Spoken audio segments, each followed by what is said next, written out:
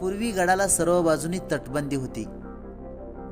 आता ते पूर्ण नैसर्गिक आपत्तीमुळे ते ढासळलेले दिसून येते. ढवळेश्वर शिवलिंगामुळे या गडाला ढवळगड असेही म्हटले जाते.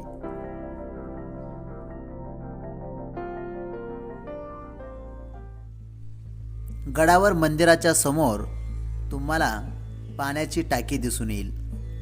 हे पाण्याची टाकी जुनी आहे आणि या पाण्याच्या टाकीत नेहमी पाणी असतं, हे एक आश्चर्यच आहे.